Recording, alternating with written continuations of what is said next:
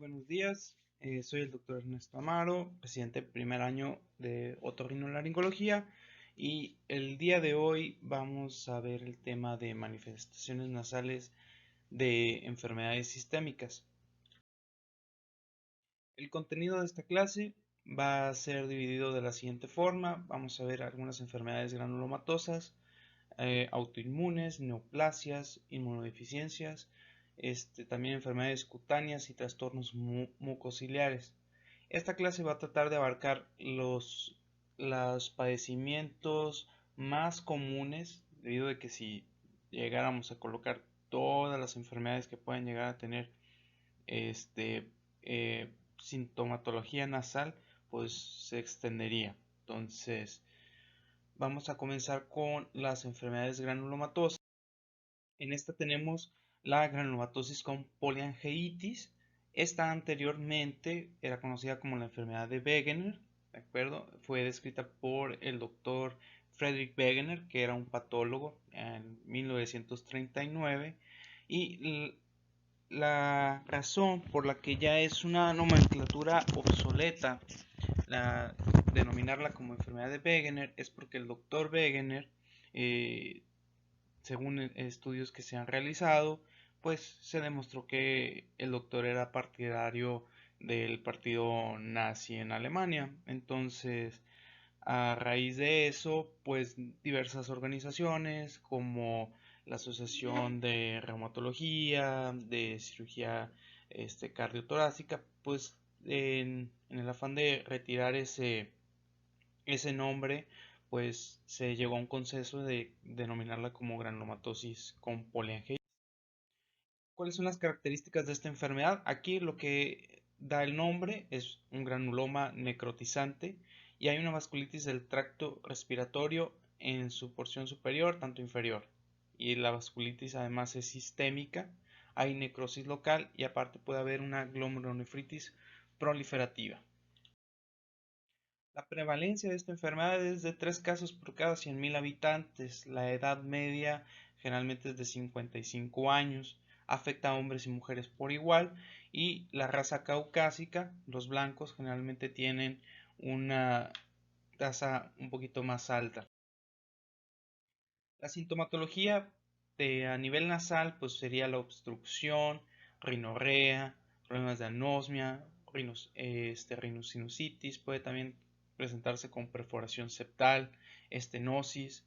La presencia de costras y la mucosa empedrada y el edema son las cosas a la exploración física más característica de esta enfermedad.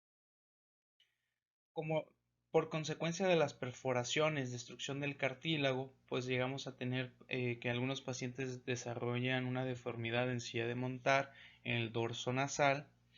En una de estas imágenes vemos lo que es el granuloma a nivel de vestíbulo, y lo característico también de la mucosa nasal es el empedrado de esta mucosa, como podemos ver en una de estas imágenes. La podemos dividir en 3 tipos a la enfermedad de Wegener: un tipo 1, tipo 2, tipo 3.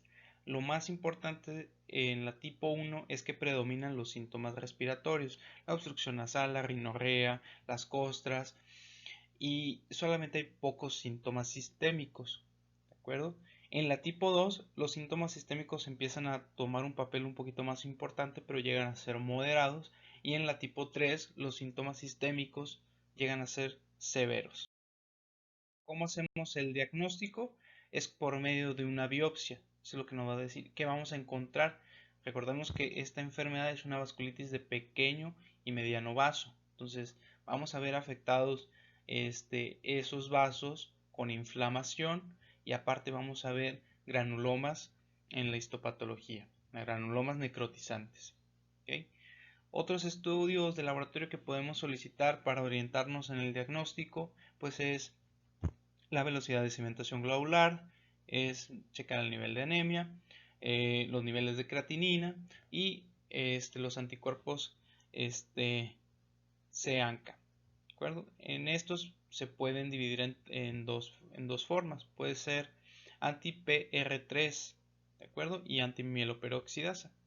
¿Qué diferencia hay entre cada uno? Pues como son inmunohistoquímica, entonces estos anticuerpos por inmunohistoquímica van a pintar las células de cierta forma, un patrón citoplasmático para el PR3 y para los que tienen antimieloperoxidasa va a tener un patrón perinuclear.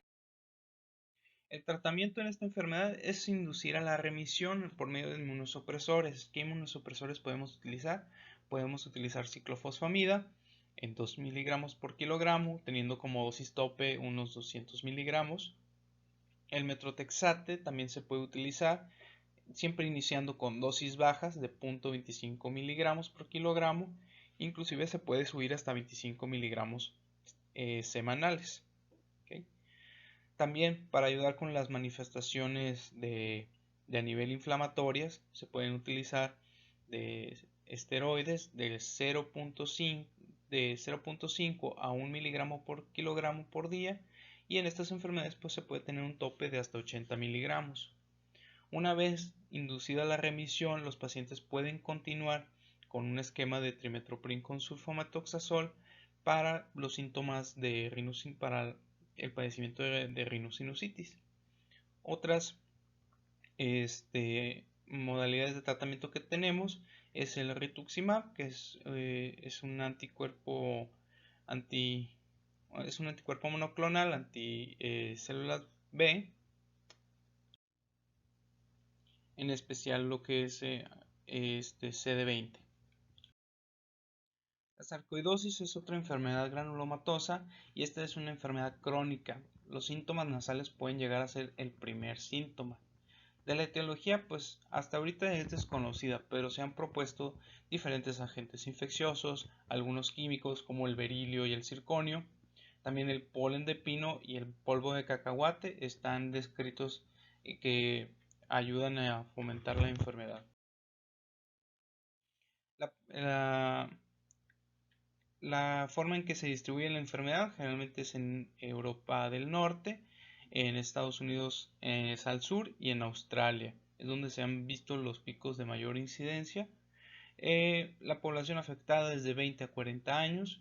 Generalmente las mujeres en esta enfermedad son más afectadas y como dato la raza afroamericana o la raza negra tienen de 10 a 20 veces más riesgo de presentar esta enfermedad. El curso de la enfermedad es de una resolución en cuanto a 2 años. Un 10% de estos pacientes pueden llegar a presentar puede progresar y presentar fibrosis pulmonar. En casi la mayoría de los pacientes hay una participación pulmonar, una participación torácica, y en el 40% de los pacientes puede también presentarse de forma extrapulmonar algunos cambios granulomatosos. Los sitios donde normalmente afecta esta enfermedad son muy variados. Puede ser desde el cerebro, puede ser los ganglios parailiares, ¿de acuerdo? El pulmón, obviamente, como ya lo mencionamos. En lo que es el hígado y el vaso puede haber un engrandamiento. También hay afectación cutánea. Puede también afectar lo que son los huesos, cartílago, inclusive lo que es el aparato cardíaco y ocular. ¿Qué síntomas van a tener la nariz? Pues son poco frecuentes. La incidencia histológica de la sarcoidosis a nivel nasal pues puede ser de 1 a un 6%. Generalmente los sitios más afectados pues es la mucosa septal y los cornetes inferiores.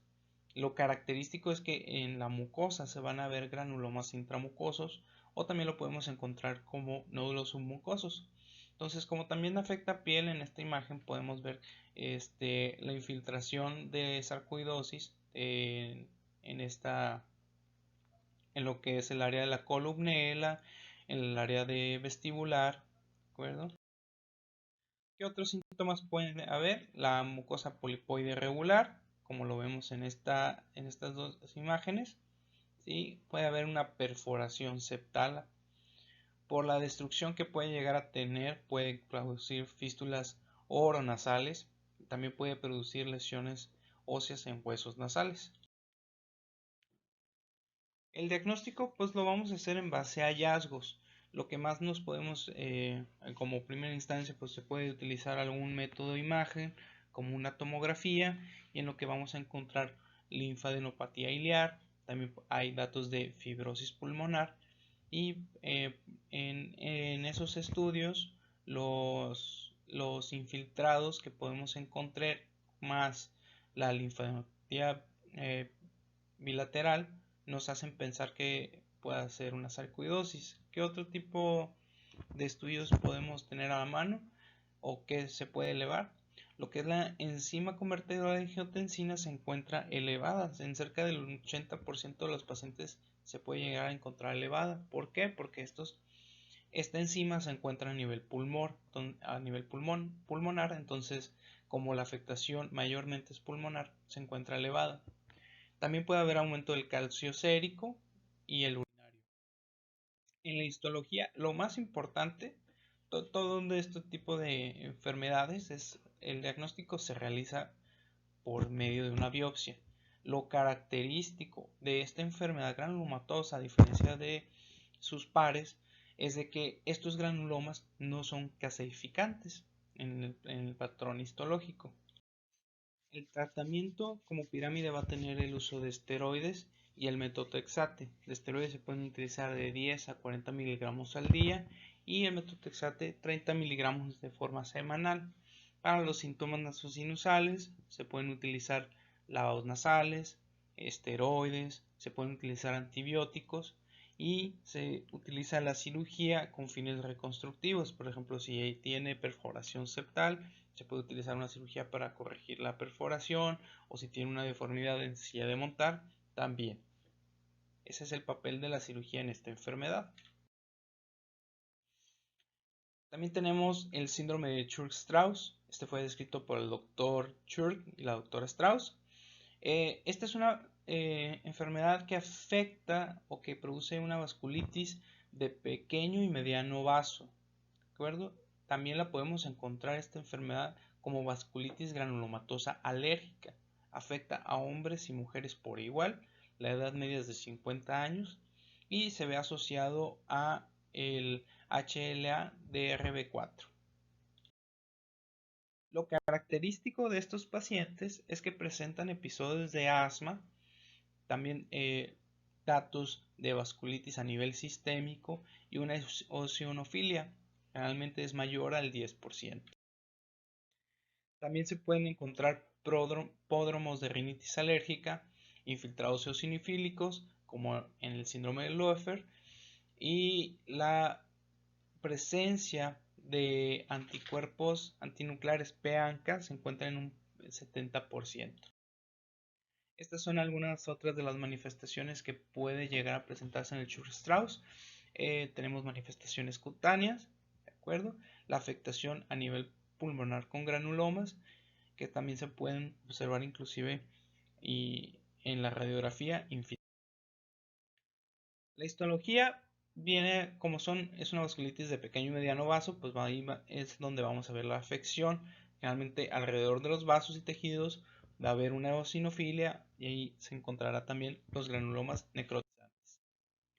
El tratamiento, al igual que las otras, es el uso de esteroides, ciclofosfamida y el rituximab. Las enfermedades autoinmunes, ya pasando a otro apartado, tenemos a la policondritis recidivante. Esta fue descrita por Rudolf von Batterson.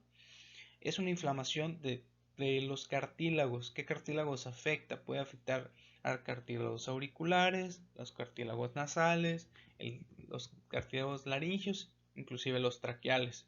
¿Okay? Generalmente aparece en la cuarta década de la vida. La incidencia es de 3 casos por 100.000 habitantes y se produce porque hay anticuerpos en contra del colágeno que producen una inflamación de este tejido. El involucro nasal se puede encontrar en un 72% de los pacientes. ¿Y qué síntomas vamos a tener a nivel nasal? Aparte de los síntomas, por ejemplo, en pabellón auricular, vamos a encontrar costras, puede haber rinorrea, epistaxis por la inflamación y destrucción del cartílago, y también podemos encontrar datos de perforación. Aquí los criterios que se utilizan para el diagnóstico de esta enfermedad son los criterios de McAdams, que es tres o más de los siguientes: que haya condritis auricular bilateral, una poliartritis inflamatoria no erosiva seronegativa, condritis nasal, inflamación ocular, condritis del tracto respiratorio y que puedan llegar a tener daño audiovestibular. Esos son uno de los criterios que se pueden utilizar. Hay otros criterios como los de Damiani, los de Michet y los de Kent. El tratamiento es a base igual de inmunosupresores, esteroides, medicamentos citotóxicos y el papel de la cirugía en estas enfermedades es tratar de preservar o reconstruir las funciones anatómicas de, por ejemplo, del septum, del el soporte nasal, etc. El síndrome de Sjögren también es otra de las enfermedades autoinmunes. Esta es lentamente progresiva, afecta al 2% de la población adulta y en afecta mucho más a las mujeres. La edad media es de 40 a 60 años de presentación. Aquí lo que sucede es que hay una activación de células B. Estas invaden órganos diana, que son los conductos salivales, la glándula tiroides, la mucosa gástrica, páncreas. Puede también afectar nervios, pulmón y en este caso, pues la mucosa nasal. Lo característico de esta enfermedad es que los pacientes presentan xerostomía, ¿okay? Entonces tienen lo que son la afección ocular de ojo seco, tienen todo lo que son las mucosas orales, nasales secas y en el caso de la nariz, por esta resequedad se pueden llegar a presentar epistaxis.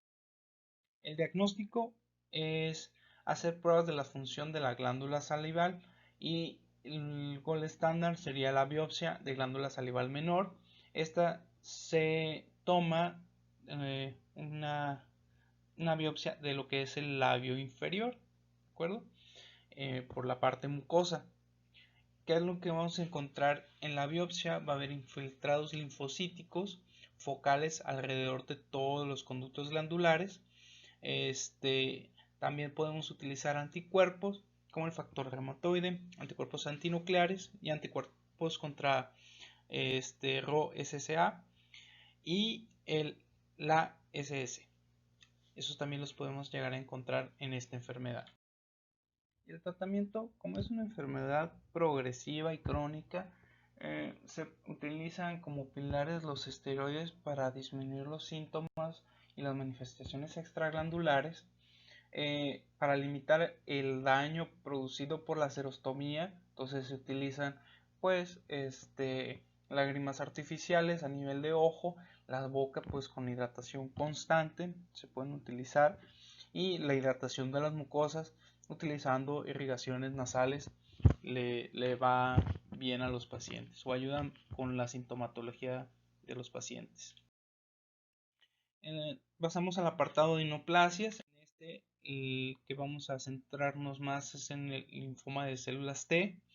Anteriormente se conocía como reticulosis maligna de la línea media o reticulosis polimórfica. Lo característico de este linfoma o la forma de presentación es que inicia con obstrucción nasal, posteriormente rinorrea purulenta y después la secreción serosanguinolenta. En este linfoma pueden llegar a presentarse ulceración unilateral de la mucosa y esta ulceración se puede llegar a extender a lo que es el paladar, al seno maxilar y al labio superior. Generalmente la mucosa nasal es pálida y friable y por eso es muy susceptible a daño. Entonces, aparte de este tipo de lesiones, la ulceración puede llegar a formar una fístula oronasal. Y pues en algunas revisiones se ha llegado a describir que se pueden presentar en un 40% de los casos lo que son las perforaciones a nivel del septum. El diagnóstico pues lo hacemos por medio de biopsia También se puede utilizar la inmunohistoquímica con marcadores CD2, 7, CD45RO, el CD45 y para natural killers de CD57. El tratamiento es con quimio y radioterapia para el linfoma. Y pasamos a las inmunodeficiencias. Aquí las inmunodeficiencias las vamos a tomar, por ejemplo, de aquellos pacientes que tengan cáncer, tengan descontrol metabólico, que se encuentren en terapia de trasplante o se encuentren con una terapia de quimio, son susceptibles a esta disminución en las defensas del organismo y por lo tanto más susceptibles a que tengan una rinosinusitis. Los patógenos van a ser los mismos que en la población general, pero se puede ver un aumento en los casos en los que sean por hongos, por aspergillus o mucor. Y esta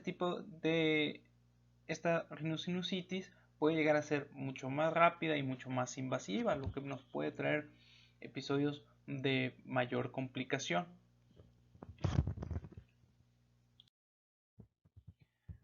En el caso de infección por VIH y el síndrome de inmunodeficiencia adquirida, aquí los pacientes pues van a tener datos de rinitis crónica, la mucosa seca, la presencia de costras, congestión nasal, puede presentarse dolor y obstrucción nasal. Entonces, en los pacientes que tengan una cuenta de CD4 menor a 200, pues van a tener mayor susceptibilidad a contraer pues alguna sinusitis, y no solamente sinusitis, pueden tener episodios de otitis media, etcétera, y pues se llegan a complicar más rápido estos pacientes. El tratamiento pues es para el caso del VIH, el uso de antirretrovirales, y en los pacientes que están inmunocomprometidos, pues se pueden llegar a utilizar algunos antibióticos, antibióticos profilácticos. Por ejemplo, se puede utilizar el trimethoprim con sulfametoxazol para los síntomas de la mucosa seca, las costras, pues los lavados nasales, y en caso de que haya persistencia de los síntomas se puede utilizar algún cultivo. La cirugía va encaminada en caso de que llegara a presentarse cuadros de rinosinusitis crónica. Se puede plantear una cirugía endoscópica funcional para ayudar con el drenaje de los ostiums mucho mejor. En el apartado de enfermedades cutáneas, pues vamos a tener el pénfigo vulgar, que es una enfermedad ampollosa mucocutánea, es de origen autoinmune. Aquí hay un 10% de compromiso de la mucosa nasal y las manifestaciones que se presentan son lesiones ulcerosas descamativas a nivel de la mucosa de la nariz y de la mucosa oral. La ulceración puede llegar a perforar lo que es el septum y traer una serie de complicaciones. El tratamiento es a base de esteroides, inmunosupresores, igual irrigaciones nasales también ayudan mucho en esta patología. El pemfigoide también es una enfermedad autoinmune. En esta forma cicatrices de ampollas. Hay dos variantes, una cicatrizal y una ampollosa. La cicatrizal generalmente afecta a las mucosas, tanto oral como nasal, y la ampollosa pues esa se limita más a piel. Y el lugar donde afecta en la nariz pues es la región nasal anterior, y los hallazgos pueden ser de un 25 o un 30%. Puede dejar secuelas dejando cicatrices también porque afecta la región perigenital. Puede haber úlceras y estas evolucionan a cicatrices en la región vulvar. También por las úlceras puede haber cicatrices en nasofaringe, y esto puede producir una obstrucción nasal en caso de que sea bilateral. El tratamiento de estas enfermedades, aparte de los esteroides, se puede utilizar lo que es la dapsona, y también se puede utilizar inmunosupresores. El escleroderma Pues en esta hay una rigidez simétrica de la piel y también hay una insuficiencia vascular. La etiología es desconocida. Está asociado al síndrome de Crest, que está conformado por la presencia de calcinosis, que son depósitos a nivel de la piel, retracción de lo que es la piel produciendo esclerodactilia. Puede presentarse también el fenómeno de Raynaud y disfunción esofágica, que generalmente se presenta como reflujo gastroesofágico. Y lo último sería también la presencia de telangiectasias, y esas se pueden encontrar a nivel de la mucosa, y si están en la mucosa nasal, esas telangiectasias pues pueden producir epistaxis. Aquí el tratamiento es sintomático con irrigaciones, y para los síntomas sistémicos pues se pueden utilizar dosis de esteroides o inmunosupresores. La enfermedad de Behçet es una enfermedad ulcerosa. Se produce úlceras orales, hay inflamación ocular y también puede presentarse úlceras genitales. A nivel de la mucosa nasal, pues puede presentar las úlceras y de igual manera, y esta es producir rinorrea o dolor. Y aquí el tratamiento es igual sintomático. En la telangiectasia hemorrágica hereditaria también la conocemos como enfermedad de Osler-Weber-Rendu. Es una enfermedad autosómico dominante. Aquí lo que sucede es de que hay una alteración de la estructura de los vasos sanguíneos, los hace más elásticos, por así decirlo. Entonces, con eso permite una dilatación más de los vasos.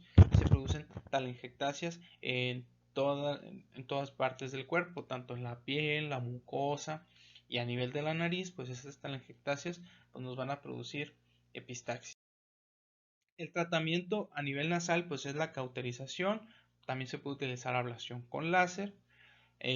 Hay un procedimiento que es la septodermoplastía, que eso es tomar un injerto de piel, colocarlo en la mucosa nasal para quitar los sitios de mayor área de telangiectasias. También se puede utilizar terapia de estrógenos, o en casos de muy severos se puede llegar a utilizar una embolización selectiva. Ya por último tenemos en el apartado de trastornos mucociliares a la cinesia ciliar primaria. Este es una enfermedad del tracto respiratorio, se asocia al síndrome de Cartagener. En este síndrome consiste en una triada, que es el situs inversus, hay datos de sinusitis y bronquiectasias. Entonces, aquí lo que sucede en la discinesia ciliar primaria es que los cilios del epitelio respiratorio no están paralizados, o sea, no se mueven.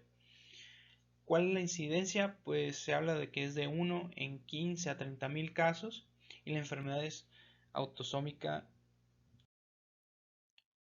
La sintomatología, por lo mismo que no se mueven los cilios, entonces no hay un aclaramiento mucociliar. Entonces el moco se queda estancado en los senos paranasales y no fluye. Entonces contribuye a una sinusitis, y al igual a que en los senos paranasales, a nivel de tráquea, bronquios, pues hay la presencia de moco porque no hay aclaramiento.